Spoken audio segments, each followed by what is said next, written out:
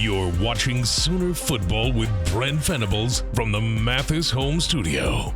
Mathis Home, your official furniture sponsor of OU Athletics.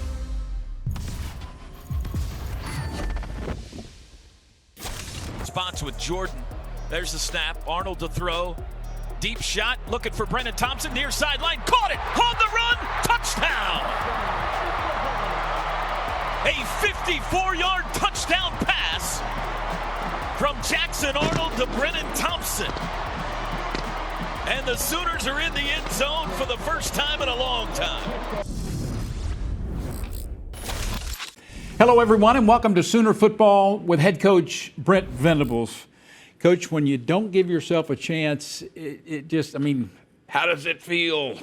What do you tell them? Yeah. Well, and that's the way it happened because you dug a quick 21-0 hole with your first three possessions. Yeah, again, we've been one of the most opportunistic defenses in the country at forcing turnovers the last couple of years.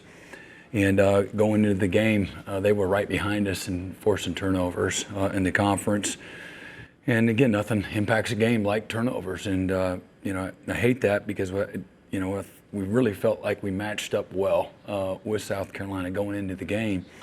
And but when it jumps out to 21-0, and now you become a little more predictable, it makes it a little more challenging to say the least. But give credit to where it's due. Again, South Carolina is a team that they're long, they're athletic, they're physical. They've got 36 seniors on their team, the second most in college football. It's a very focused and mature team that's played a lot of ball, and they did a great job of creating pressure, forcing us into bad decisions, popping the ball out. They punched at the ball, all day long, and we did a poor job of having our guys ready to hold on to it. That goes without saying. They scored 20. We lose the turnover battle 4-0. We've been one of the best in college football through the first half of the season. And the last 2 weeks, we got punished for it. Lost the turnover battle 24-0.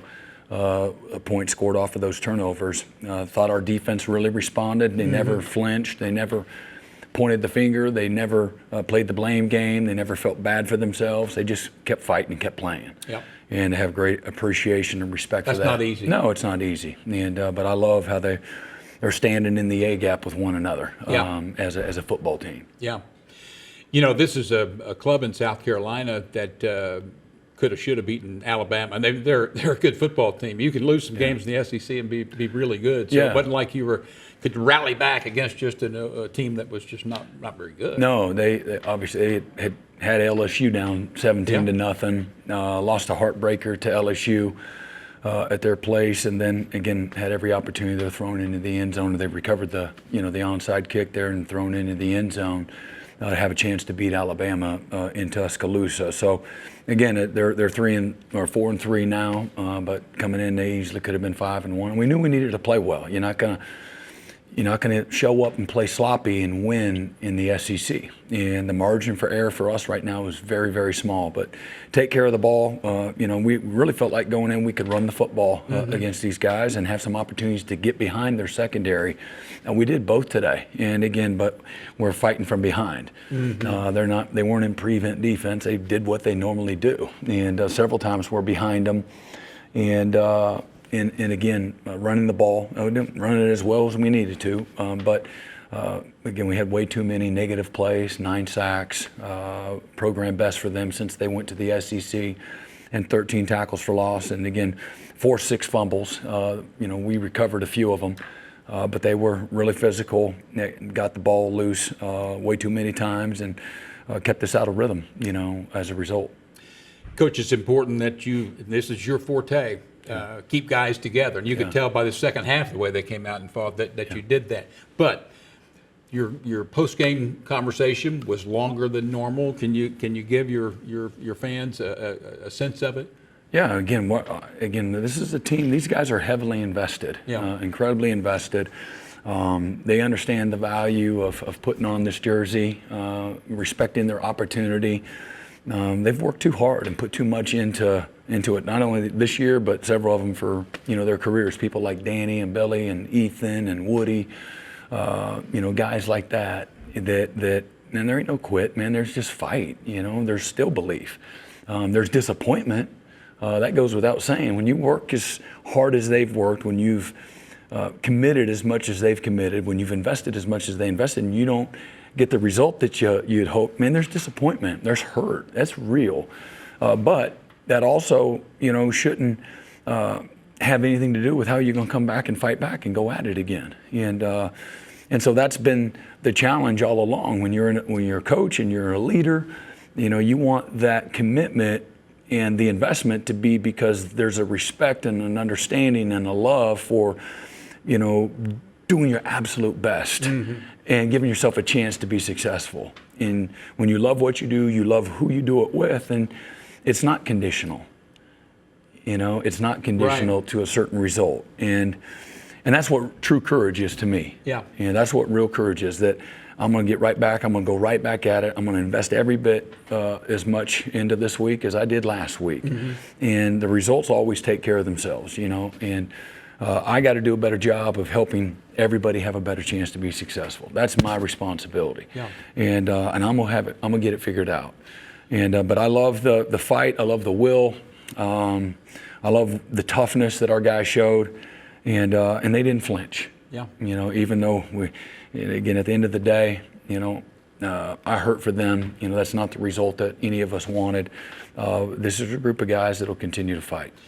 Coach, statistically, and people may scoff at it, but it does mean something. You actually had better statistics than South Carolina. So outside of those turnovers, you got a chance. But I want to get in this first segment here to the quarterback change, because people will want to know. Michael Hawkins with the 3 early turnovers, your decision to make the change. Yeah, I mean, again, those are, in some ways, they're very hard decisions. In some ways, it's very easy. It's not, everything's in context. And my responsibility is everybody is counting on me to help us be successful. So when I see us doing things from a decision standpoint, a fundamental standpoint that are putting everybody in harm's way, then I gotta be willing to make those decisions. And so Jackson is, if Jackson was 1 foot in and or had been practicing poorly, we probably would have went with someone else.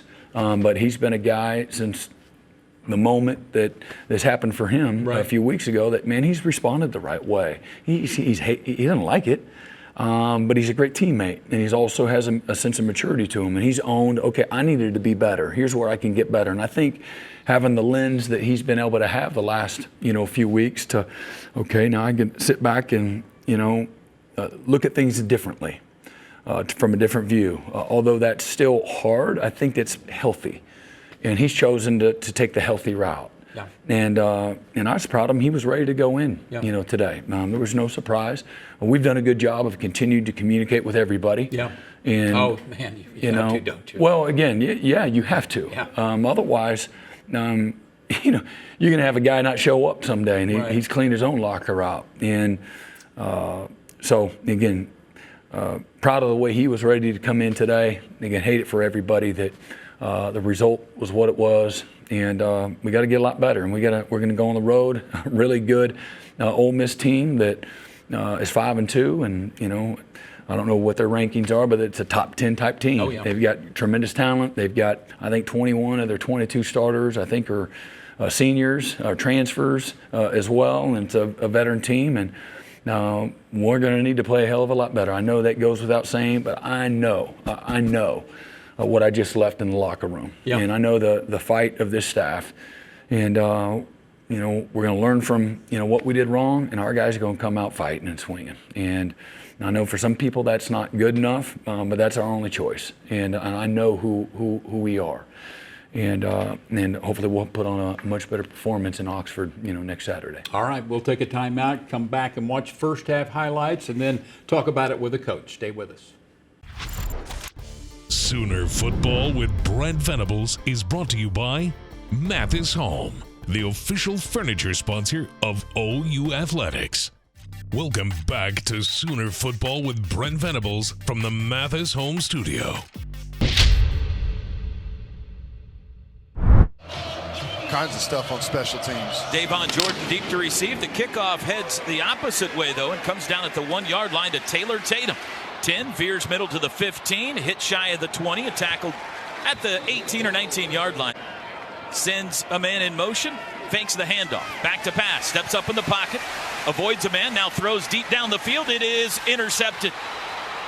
There's the snap, back to pass, looks left, pocket collapses, steps up, got away, he's to the 40, cuts right to the 35, 30, still on his feet to the 20-yard line, caught from behind and tackled in the red zone. Man in motion left to right. There's the snap. Handoff Sanders. Bounces it to the outside. Got to the corner and walks into the end zone for the touchdown. In motion Reagans. There's the snap to Hawkins. Wants to throw. Looks right. Throws right. Caught. Hester just about 9 yards. Now he reaches. I think he's got the first down on the extra effort. Sooners go tempo. Snap. Play action again. Throw. Caught out of the backfield. Roberts turns it up to midfield. Into South Carolina territory. 2nd and 4 from the Carolina 49. Now he's got it. And he will throw again. Looks right, flushed right, caught, ball's loose. Rolling around on the turf, scooped up, and this is going to be a Gamecock touchdown. A scoop and score for Tonka Hemingway. In motion, Reagans from the 25. Hawkins, pitch. Barnes on the edge, good block. 25 up the sidelines, 30, dives forward, out of bounds. Quickly, Hawkins has it. Handoff Barnes. Bounces right, he's got the first down. 1st and 10 from the 37. Hawkins has it. Handoff Barnes again, right up the middle. This time he goes nowhere. It's that quick give read. 2nd and 11. Hawkins rolls right, throws, caught by Sharp at the line of scrimmage. He got a couple of yards. One to the left. There's the snap. They bring 5. Hawkins looking to throw. Hit as he throws. Ball flutters downfield, and it's intercepted. It's Emanwari again, and he's returning it to the Sooner 30. He's going to score. This is a pick 6. And the crowd is cheering for him right now. What a turn of events. 5 yards there, 2nd and 5. Again, they go quickly. Handoff Barnes has a hole. Bounced it outside. First down 20. Crashes to the 25. Make it the 26. Arnold's got it. They bring pressure. Steps up in the pocket. Wrapped up and sacked. A defensive tackle and their Mike linebacker. Got to pass that off between the center and running back. Elzinga first punt. Juju McDowell fair catch taken at his own 21. Right into the line. Sellers has it. Fakes the handoff. Straight drop, has time, pulls it down, tripped up, caught, somehow hung on to the football, and he's dropped for a loss by the freshman. I always say, Teddy, even if you throw it short, the guy's got to interfere. Ball out. Arnold hit, ball loose again. Not again. Scramble for it, and the Sooners have fallen back on top of it, this time back at the 21. Just in the last series, you hit them for a big touchdown, and then all of a sudden, everybody's energized. But you have to have something to energize you. Yeah. Pistol look, back to pass Sellers, looks middle, flushed right, still looking to throw, now he just dumps it. I bet it's a screen. Back to pass, under pressure, dumps it low, it's a screen, and he threw it right into the back of his man because Danny Stutzman was breathing down his neck.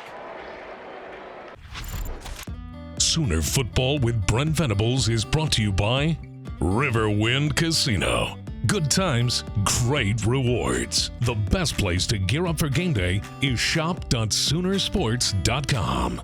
Mathis Home, official furniture sponsor of OU Athletics. Sooner Football with Brent Venables is brought to you by Mathis Home, the official furniture sponsor of OU Athletics.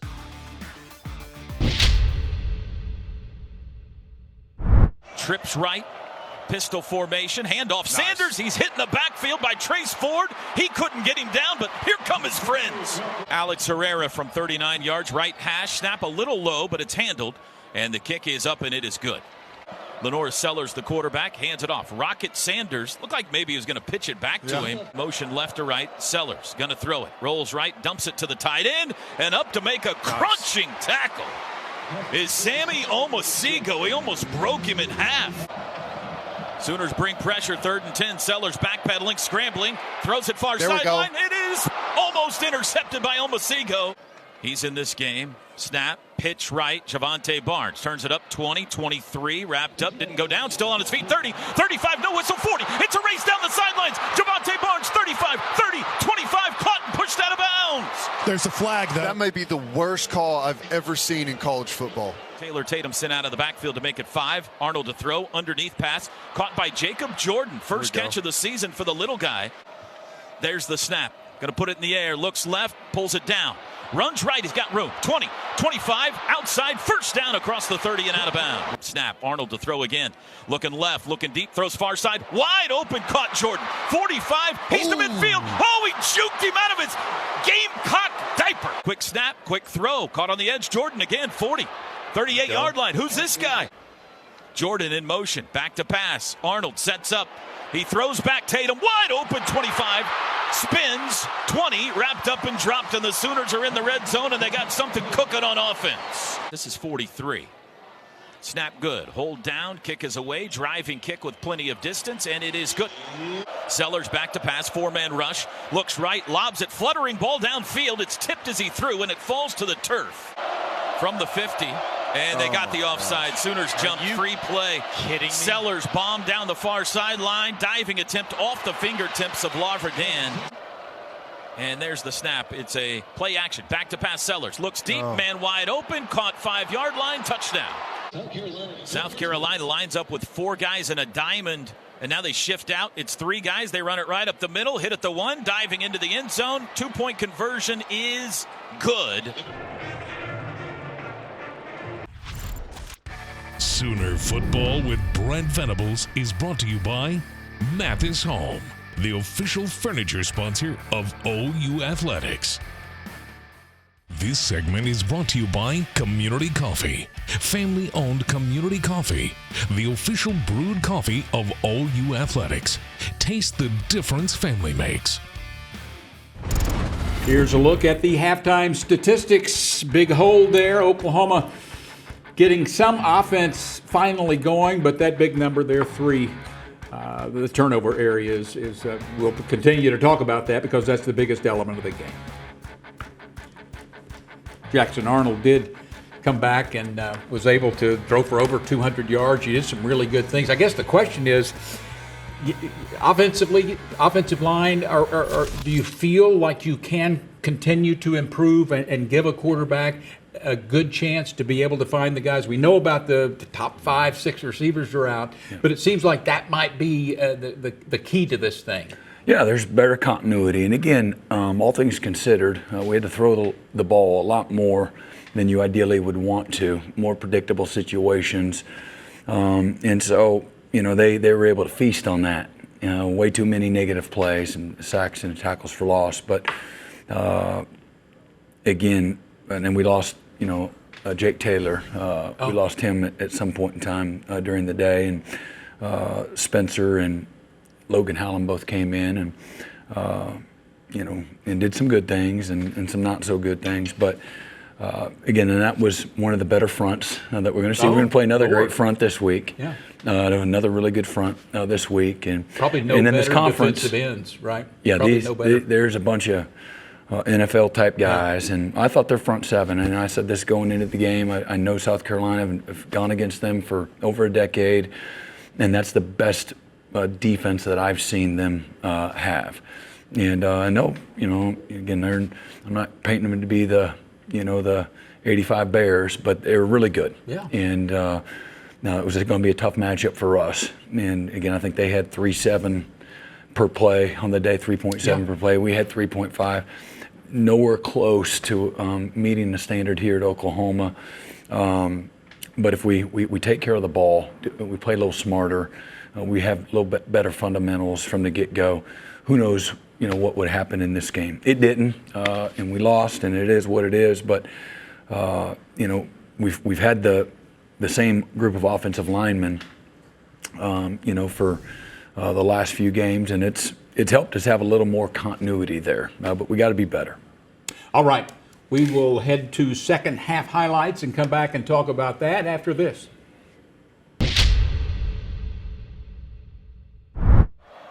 Sellers has it. He's going to throw quickly to the side. That's caught behind the line of scrimmage by Jacobs, and he's dropped. Sellers, straight drop, 3-man rush. Hit in the backfield, snuck away. Now he's chased it down. Now trips in a bunch out to the right. Snap. They bring a blitz. Arnold got rid of it. Pass across the middle. Caught. On the run goes Hester. 30, 35, tackled at the 39-yard line. There's the snap. Arnold to throw. Deep shot, looking for Brennan Thompson, near sideline, caught it, on the run, touchdown!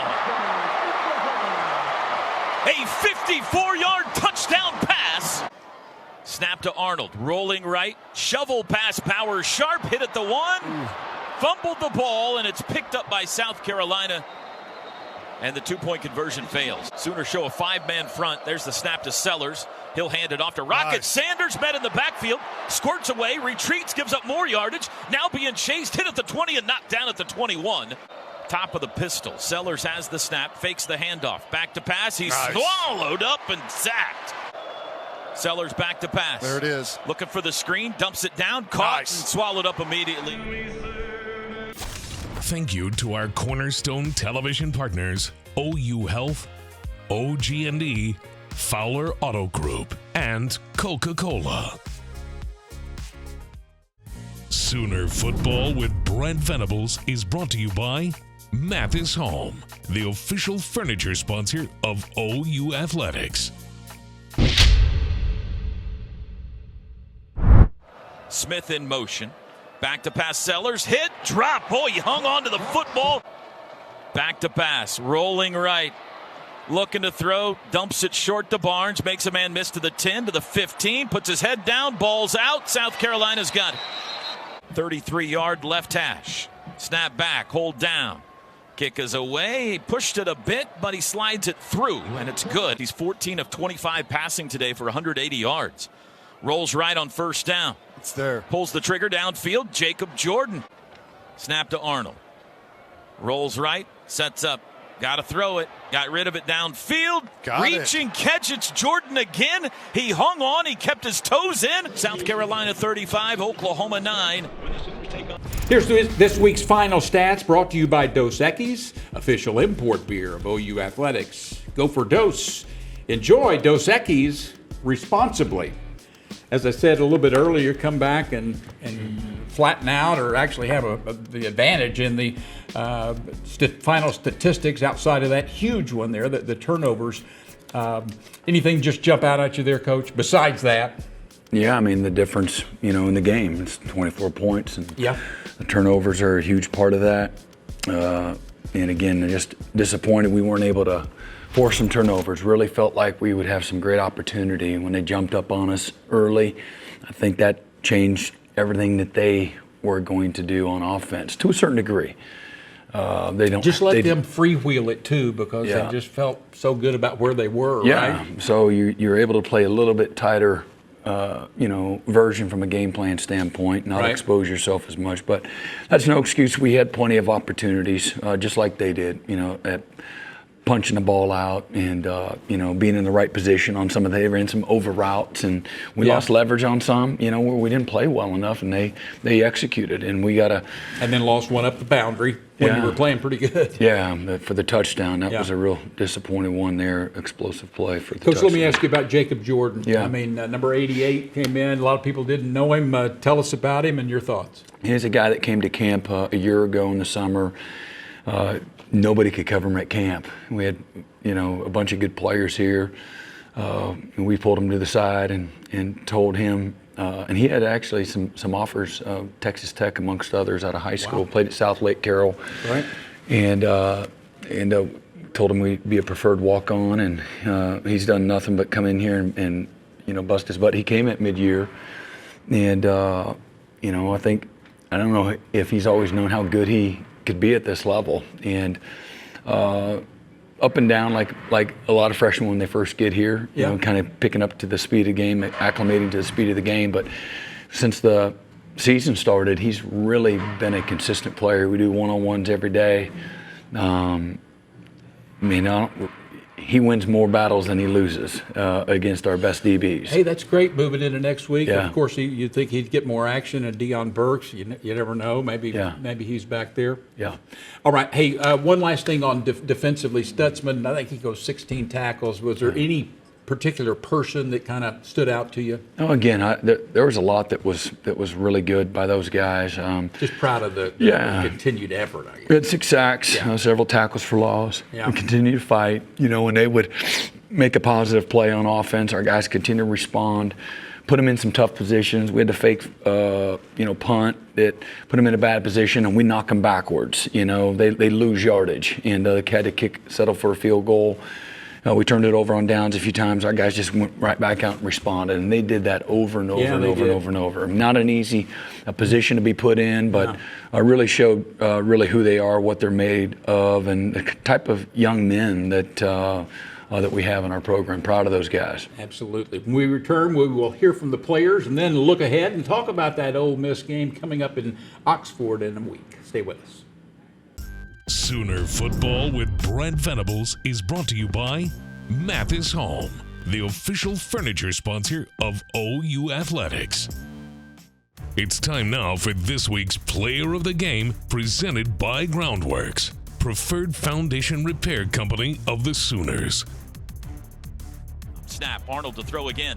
Looking left, looking deep, throws far side. Wide open, caught Jordan. 45, he's to midfield. Oh, he juked him out of his Gamecock diaper.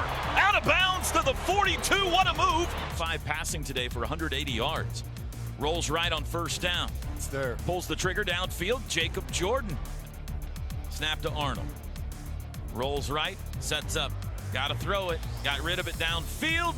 Reaching catch. It's Jordan again. He hung on. He kept his toes in, and it's a first down. Jacob Jordan. Jacob Jordan joins us, and I felt like there was the introduction to Sooner Nation. This guy comes in, and he's making plays, and everyone's like, who is this guy? So how exciting was that for you to get an opportunity, man? It was exciting to get an opportunity. I just been having to wait until my number's called and make the most of my opportunity, and I did that today. Was that something that you were expecting? Were you expecting to go out there and play as many snaps as you did today, or was it, hey, I'm ready whenever I'm called upon? No, I wasn't expecting to go out there and play as much as I did, but my job is just to stay ready, and whenever my number's called, just go out there and do what I did. Take us through that. There's got to be a point, even as a young guy, to where it gets a little frustrating, right? You're waiting, you're grinding, you see the depth chart decimated by injury. What was the process like for you to stay patient and continue to grind away, man? I mean, it was a little frustrating, but, I mean, I just have to control what I can control, work as hard as I can, and trust that my opportunity will come when it comes. We talked to Coach Luttrell. He said he doesn't think there's another player on their team that takes more notes than you do, and was just thrilled that you went out and performed the way that you did. How can this be a confidence booster for you, and how can this help you moving forward throughout the season? I mean, in my head, I know, and I've always been able to go out there and perform. So, I mean, this just reassures that I can go out there and do anything I put my mind to, and anything I work so hard during the week, and my preparation. It's just really a big part of it. It's got to be an interesting dynamic or parallel or double-edged sword, because you have a big-time breakout game and everyone's fired up for you, but in the same vein, things didn't go the way this team wanted on the field. What's that like? I mean, you're a team guy, obviously, with everything you've gone through, but when you have a day like you do, how do you balance happy in the way you played individually, but also knowing the things didn't go the way the team wanted it to on the field? Yeah. I mean, obviously it's hard going out there and not winning, knowing all the work we put in during the week and how much my brothers mean to me. But at the end of the day, we just got to get back to it tomorrow and scout for Ole Miss and get back to work and go get a win next week. You weren't the only young receiver that got opportunities out there. How excited were you for the other young guys in the room, other freshmen that got on the field and are playing significant snaps out there? Yeah, I mean, it's something that we weren't expecting coming into the season, but with all the injuries, all the young guys really had to step up, and I think we've all really done a good job growing up and maturing together. And that's also another good part about it, is we're all in it together, all the freshmen. So I'm proud of all those guys, and we just got to continue to keep growing and getting better. It's the first game I remember seeing Jalil over there, not obviously in uniform, but wearing his jersey. Jane Gibson was a loud vocal supporter. What does it mean, and Andrew Anthony too, what does it mean to still have those guys there helping, because they've been through it? Whenever there's a lot of dudes in that receiver room right now who haven't. Have they been as helpful as maybe we would hope and think they need to be? Yeah, it's real helpful having them over there just for support and for their knowledge of the game. I mean, they're the leaders in this receiver room, so we look up to them. And, I mean, they just help us any way they can. just giving us pointers and keeping us motivated to go out there and play hard. I know this might be kind of a corny question, but when you got your number called, what was that moment like for you whenever you knew you were going in? I mean, was there a formation that you were a part of? Was it like, hey, you're in? I mean, what was that like for you, and how did that feel to get out there and make that impact? I mean, yeah, Coach Jones just came up to me and he's like, be ready, like, you're up. I was like, yes, sir. And, yeah, just after making that first catch, I mean, it felt good just hearing my name called. Just, that's something that I've always dreamed of, playing for the University of Oklahoma and making plays, and I'm happy that I got to do that. Well, keep getting open. And you're going to get to do it a whole lot more, young man. Sir. Hey, congrats on the breakout game, man. Thank you. Appreciate your time. All right, Toby, Teddy, we're down here with Zach Alley, obviously, Coach. Not the result that you wanted, but this defense never tapped out. It was resilient all game long, wasn't it? Yeah, I was proud of them. I thought no matter the circumstance, we've been preaching, for weeks, man. You give us a blade of grass, we're going to fight, and no matter what that is, what the circumstances are, our job's to stop them. And I felt that from our guys today. I think Danny had a great leadership moment in the fourth quarter, man, called him up, and this is the standard of how we play. This is what we do. It's who we're going to be. And I felt like, at least in the second half, we played that way the entire time. Looking at some of the situations where you were able to punch the ball out today, just how frustrating was it as a defense that those really didn't bounce your way today? Yeah, no, we tried, man, attacking the ball. You saw a couple, I think 4 or 5 that we knocked out on the way to the ground, and they fell right on them, and just didn't give us a chance to get the ball back. And ultimately, I feel like that's what cost us the game. We got to be better defensively, man, and have an opportunity to get the ball back for the offense in positive situations and give them good field position, and we just didn't get that done. You mentioned the Danny leadership moment, and Gabe and I have a cool perspective being down on the field. I saw it, and it was real. Sometimes in those moments it can be like fake hype, but you see it really matters to him and to these guys, doesn't it? It does, and I think that there's nobody that loves the University of Oklahoma more than Danny Stutzman. I don't think there's any doubt about it. Him, Billy Bowman, Ethan Downs, they'll give everything they've got every single day, no matter what it takes. And you love that about those guys and the genuine love they have for one another in this program. And, you can feel that energy and the genuineness of that passion every single day they're here. Obviously, things are not going well on the offensive side of the ball currently.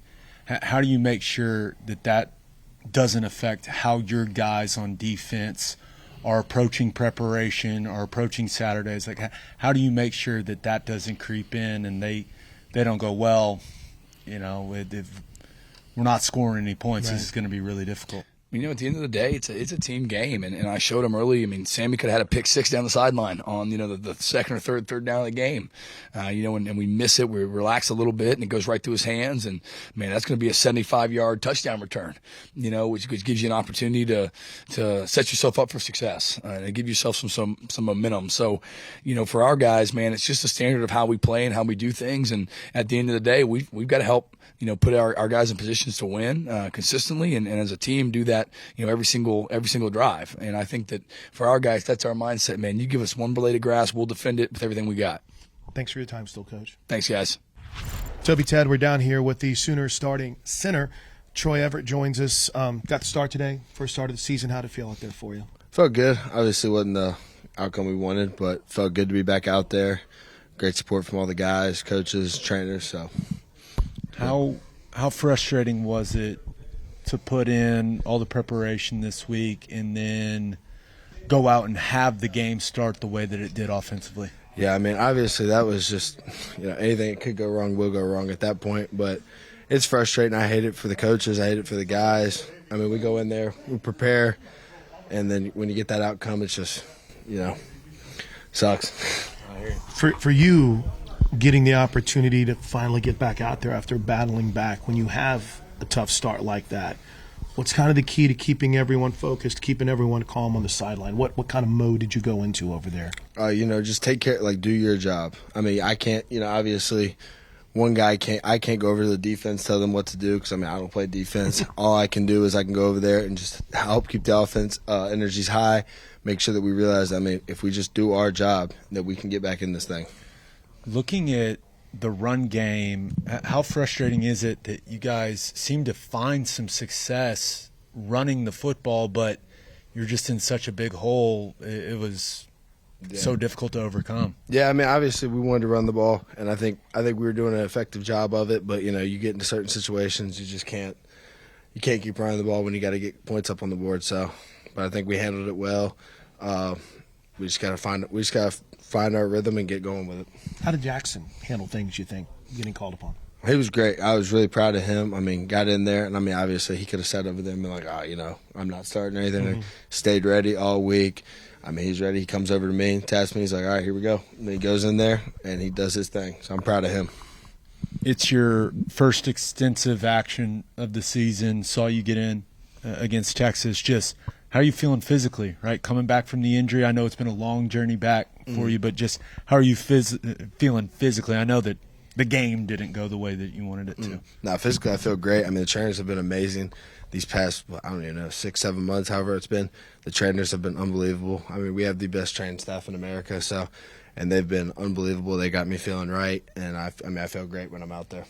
How do you keep guys together? What's the key here where we don't have to worry about finger pointing or anything like that, Troy? What's the key to that? Eliminate the outside noise. There's no reason for guys to get on Twitter, get on Instagram, do all that. There's just all that matters is what's in that locker room right now. So the guys, I mean, you're obviously going to have some younger guys that haven't experienced that yet. They're going to go get on Twitter, look at that and this.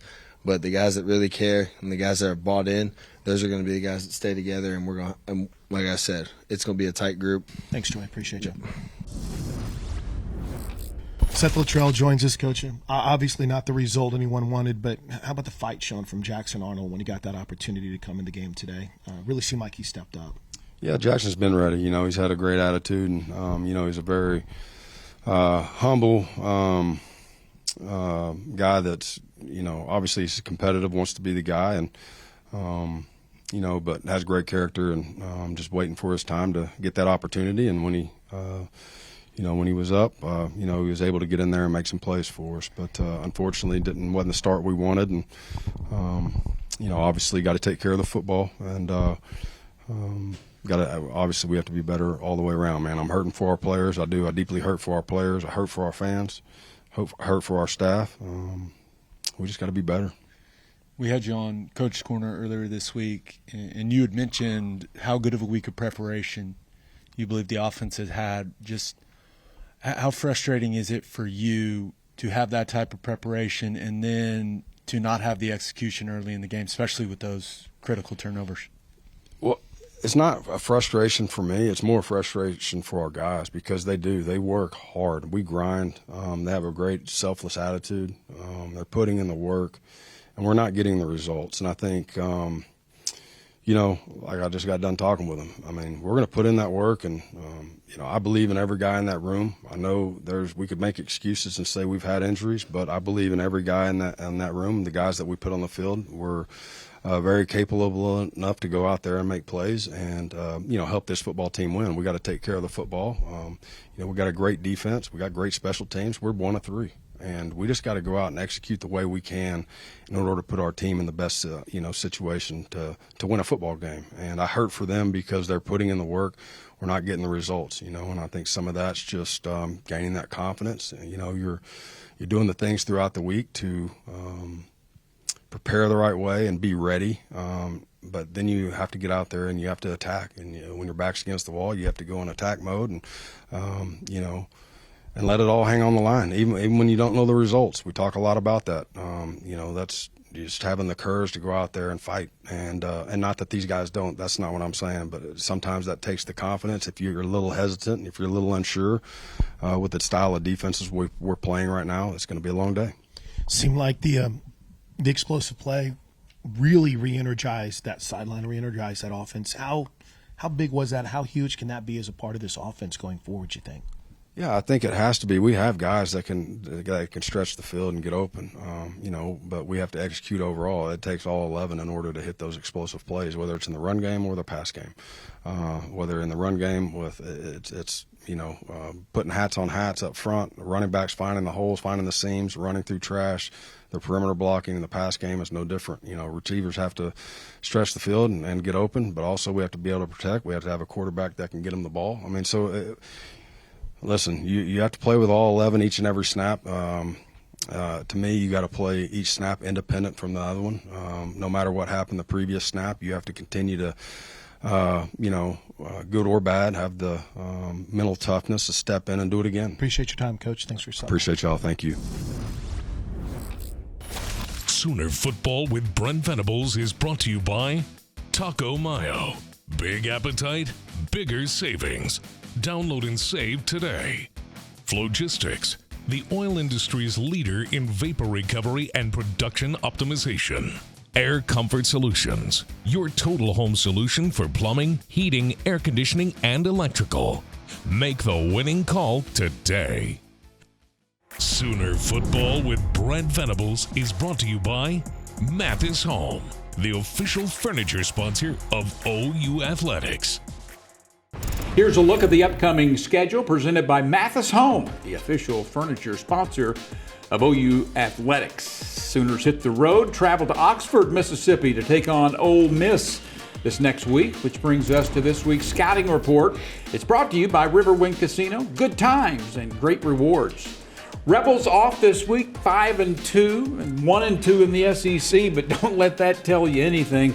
Winning at South Carolina 27-3, then dropping 2 tough games, 3-pointer at LSU, and then losing by a field goal at home to Kentucky 2017. And he's got some talent down there, and they've opened up the checkbook and have done pretty well bringing people in. Yeah, they have. They've got a veteran football team.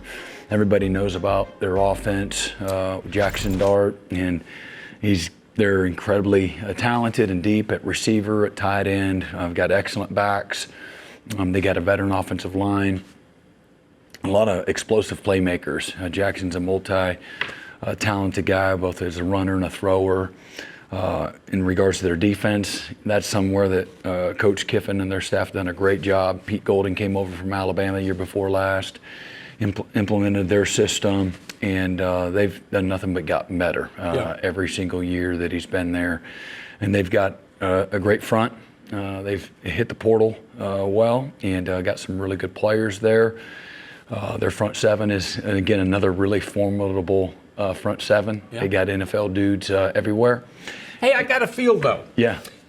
Defensively, you guys hung in there today. And offensively, you ended up doing some really good things. We know about being overpowered, but don't you get your guys to believing that, hey, guys, we're going to go down there and compete? Oh, yeah. No, we talked about it, and again, in the locker room. Yeah. And our guys aren't naive, but they're not going to flinch. And they know that when we put it all together, we do the things that winning requires, take care of the ball, possess the ball. You got to be efficient in all the right spaces, whether it's the red zone. We get down there, we need to score. We had a couple of turnovers on downs there. And, we got to keep the offense from scoring touchdowns when we get down there or force turnovers on downs ourselves. Man, we can play with anybody. But that's a big if, right? And so it's a game of doing. But we don't have our head in the sand. And we'll learn from this. And again, there's some ways it's very simple, what just took place. Like we said, and it hurts. And I'm disappointed for Oklahoma fans. This university, certainly these players, all that they put into it, and our support is incredible. I hurt for our administration, people that have given us what we need to be successful, and we don't this is a results-driven business. And but again, this is a great time to go on the road and have a chance to compete against a really good football team and have a chance to have some redemption. Everyone who knows or has heard about Brent Venables knows you're not going to stick your head in the sand. Yeah, thank you. So, good luck, Coach, and way to fight today. For head coach Brent Venables, I'm Dean Blevins. Thanks for watching. We'll see you after the Rebel game next week.